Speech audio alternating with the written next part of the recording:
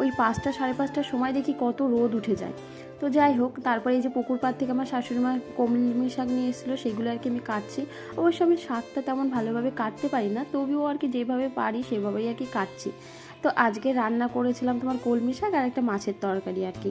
তো তারপর আর কি কী করেছিলাম সেগুলো আর কি ভিডিও করা হয়নি। আর সত্যি কথা বলতে একটা সংসার থাকতে গেলে না সমস্ত কিছু ভিডিও করা সম্ভব না। আর যেহেতু আমার যা সকালবেলা মানে সব কিছু করে ঠরে দিয়ে তারপরে আর কি নার্সিংহোমে চলে যায়, তারপরে পুরোটা আর কি আমার উপর আর কি থাকে। তারপরে এদিকে আর কি বিকালের দিকে তোমার ঘরটা আর কি ঝাড় দিয়ে নিলাম, ঘর উঠোন এগুলো আর কি ঝাড় দিতে হয়। স্নান করার আগে আর কি ঝাড় দিই, সকালবেলা দেখলেই তো গাটা ধুয়ে আর কি একদম বাসি কাপড় ছেড়ে টেরে আর কি রান্নাটা করে নিলাম, কিন্তু তবুও আবার ওই যে সমস্ত কাজটা ছেড়ে আবার আর কি চান আর কি করতেই হয়। তো এদিকে হচ্ছে ওই যে গরুর খাবার টাবারগুলো দিলাম, মানে এই যে ফ্যান চলছিল ওর মধ্যে চাল গম এগুলো আর কি দেওয়া থাকে, সেগুলো আর কি সকালবেলাও না রান্না করার পাশাপাশি ওগুলো আর কি রান্না করতে হয়। তো সেগুলো আর কি গরুকে দিয়ে